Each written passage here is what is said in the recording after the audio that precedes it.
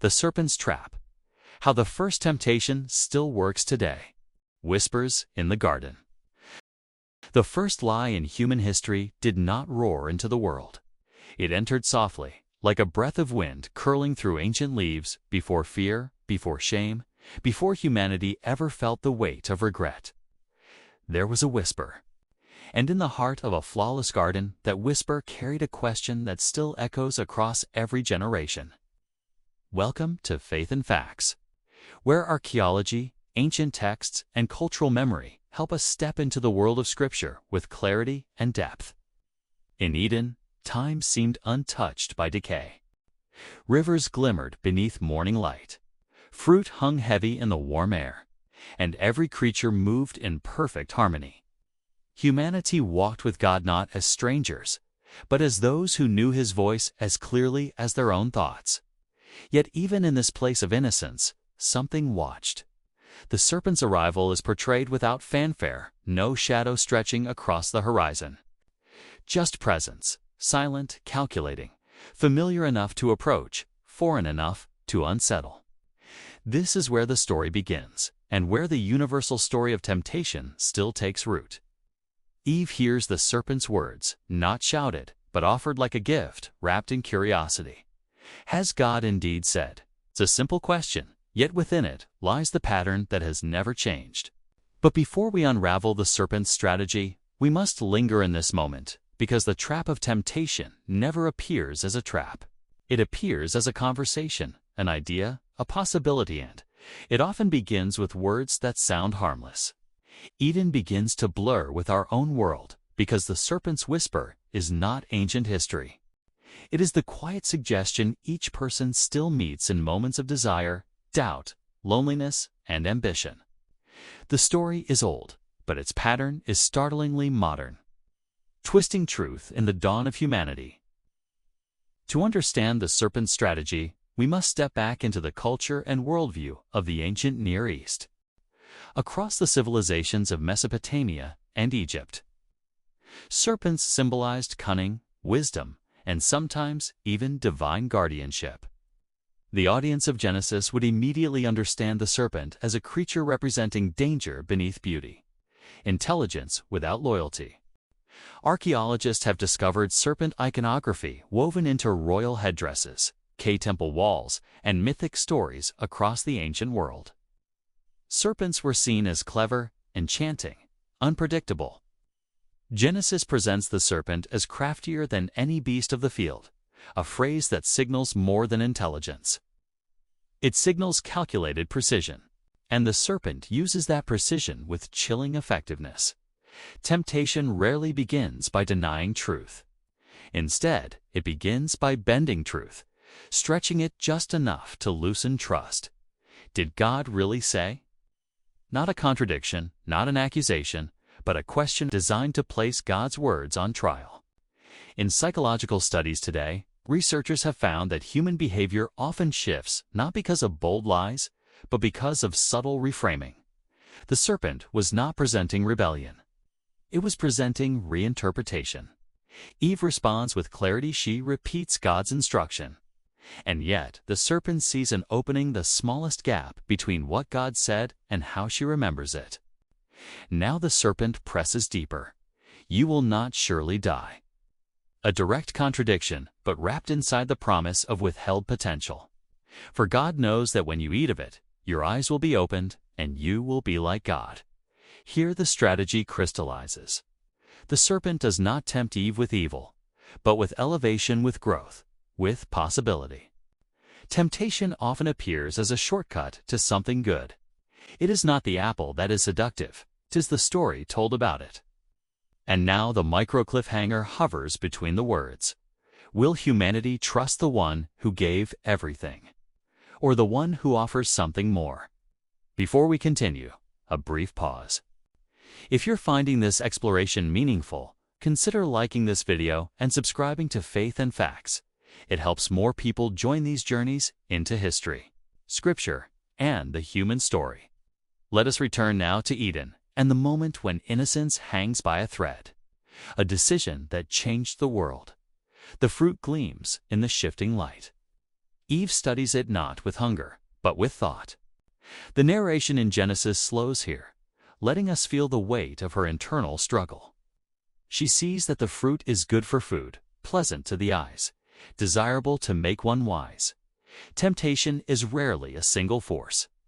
It is a convergence: desire, curiosity, ambition, longing, insecurity, all intertwining until the choice feels inevitable. Adam stands with her silent, present, participating not by force, but by passivity. A single bite becomes the turning point of the human story. In that instant, something fractures. The narrative does not describe thunder or flames, only sudden awareness. Innocence dissolves, replaced with vulnerability. Their eyes are opened, but not in the way the serpent promised. They see their nakedness and feel exposed, unsafe, incomplete. Shame enters the world like a cold wind through broken branches. The couple sews fig leaves to shield themselves, yet fig leaves are fragile and tear easily. Humanity's first attempt at self-made solutions mirrors every attempt we make to cover our failures with temporary fixes. Across cultures, ancient narratives often include moments where humans gain forbidden knowledge. But Genesis stands apart. It does not celebrate enlightenment, it mourns rupture. Knowledge without wisdom becomes a burden. Archaeologists have unearthed early Mesopotamian tablets describing humanity's struggle with divine boundaries. The themes echo Eden, but here, Genesis offers something deeper: not mythic rivalry, but relational brokenness. The cost is not merely death, it is distance. And yet, even as Adam and Eve hide among the trees, the next scene reveals a God who does not abandon, but seeks. A God who walks toward them. The sound of his steps stirs the garden leaves tremble. Light shifts and humanity, for the first time, runs away from the one who formed them from the dust. But God calls out, not with anger, but with invitation. Where are you? It is the question that still follows every human heart. A curse wrapped in a promise. When Adam and Eve step into the open, their voices tremble with guilt. They explain, they blame, they wrestle with fear. Yet God does not strike them down.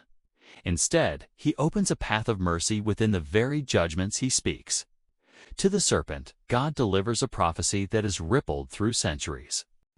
Scholars call it the proto-evangelium, the first gospel, the earliest seed of redemption. I will put enmity between you and the woman, and between your seed and her seed. He shall bruise your head, and you shall bruise his heel. This moment is layered with meaning. In ancient cultures, the image of crushing a serpent's head symbolized decisive victory, final triumph over evil.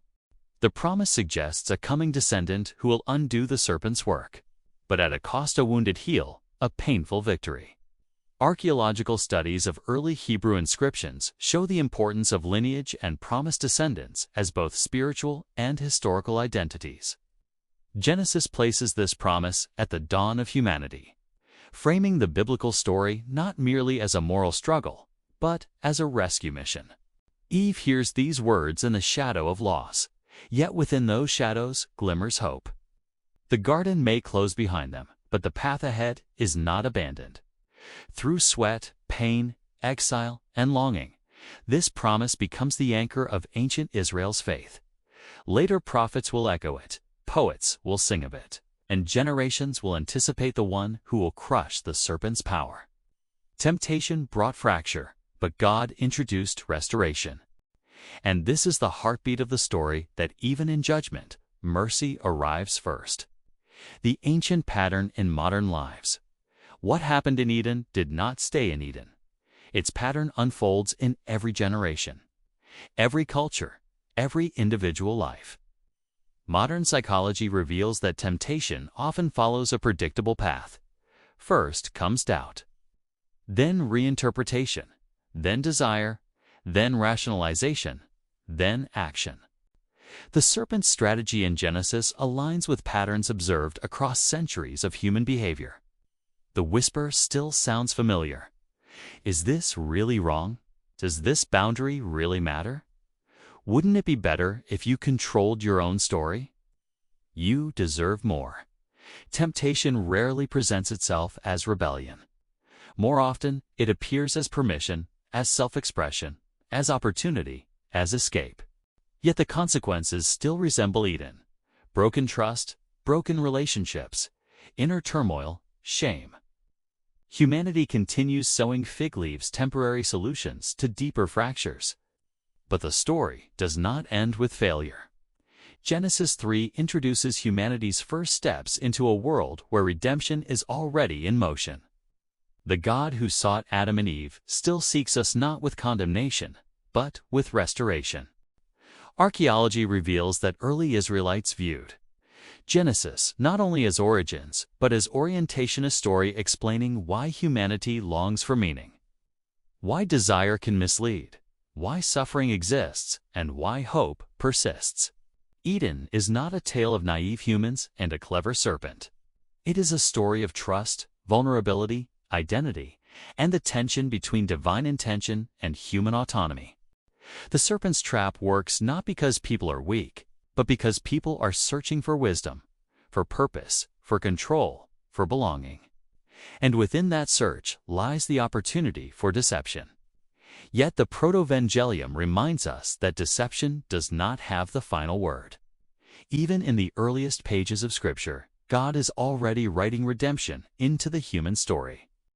The same God who walked through the garden still walks into our broken places, calling not with accusation, but with the same question spoken to the first humans: where are you?